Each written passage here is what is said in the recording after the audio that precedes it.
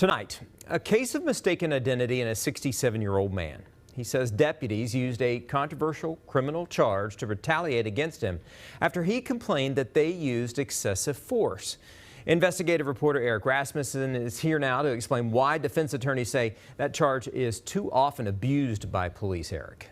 Paul, it's called obstructing. The Minnesota Department of Human Rights recently called out Minneapolis police for the use of that misdemeanor charge, mostly against black people. In Ramsey County, we found 67-year-old Michael Torrey-White was charged with obstructing 2 weeks after deputies confused him with a suspect half his age, and only after he filed a formal complaint. An outlet for anxiety. Michael Torrey-White says he was playing this same guitar in this same spot in his apartment in Falcon Heights when he stopped to record this scene in the parking lot from his window. My daughter called me. She said, "You hear all that noise outside?" Records show multiple people called police about a disturbance involving the gray sedan and that man on the run. Deputies looking for a late 30-year-old black male. When Torrey-White came out with his walker to check his daughter's car for damage, the 67-year-old says he never could have predicted what would happen next. And I grabbed my walker, and as soon as I started walking, that's when he grabbed me. He turned out to be Ramsey County Sheriff's Deputy Kyle Williams, according to this report. Torrey-White says he had left his hearing aids in his apartment and didn't know who it was. I pulled back, and next thing I know, I was up against this wall. His daughter later took this picture of Torrey-White on the ground in handcuffs. In the deputy's report, he said Torrey-White refused to respond, yanked his arm away, and refused to cooperate. Did you hear police stop? No. Hey, come over here? No, I didn't hear that at all. As I looked at the police report, he sounded like he was trying to have a conversation with me. That did not happen. Deputies eventually let him go when they determined they had the wrong man. But 10 days after Torrey-White filed this excessive force complaint with the Ramsey County Sheriff's Office, they charged him with obstructing the legal process and disorderly conduct. It's like payback.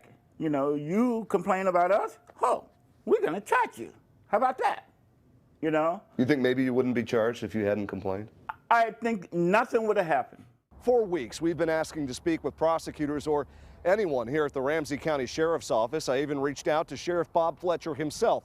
So far, no one's talking, but one county away, a public defense attorney says the details of Michael Torrey-White's case sound familiar. It's a charge that is pretty amorphous and kind of easy to just throw on. Easy enough to say things like, he tensed, or he moved away from me.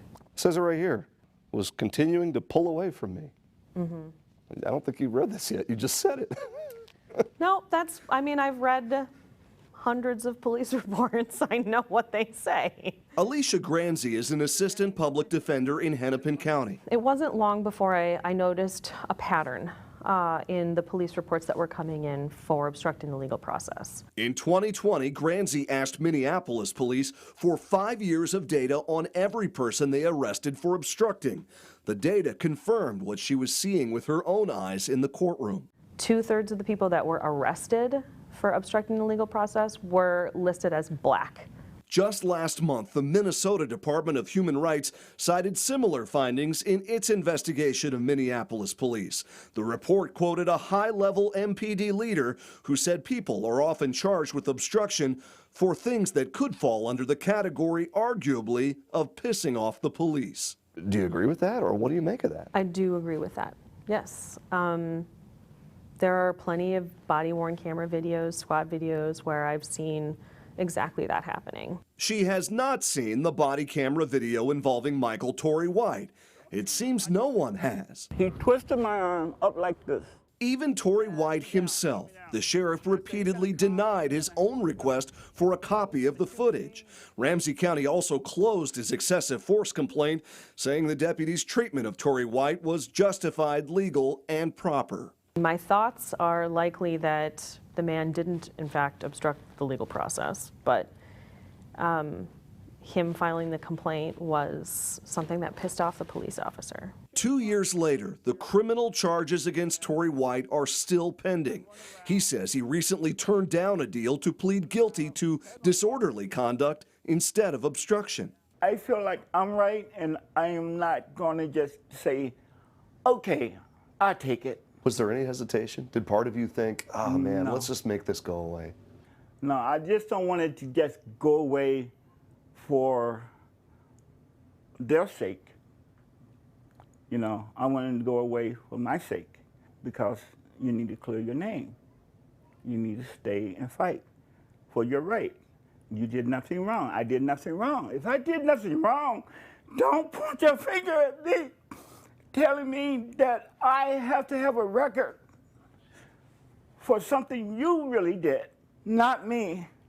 You know, I make a complaint and you bring charges against me. That's not fair. That is not fair. Michael Torrey-White is scheduled to go back to court next month for what's called a discovery hearing. The sheriff's office now says that's the only way it will hand over the body camera video of his incident, Paul. I see. So do we know how often Ramsey County is using the obstruction charge and who they're using it against? Paul, it's a question we asked, and in the last few days, the Ramsey County Sheriff's Office did respond to our data request. It arrested 134 people for obstruction in the last 5 years. Now, of those who are identified by race, nearly 60% were people of color, most of them black. Again, we've been asking for someone from the Sheriff's Office to speak with us for more than a month now, and Paul will continue to follow up. Okay, I know you will, Eric. Eric Rasmussen, thank you.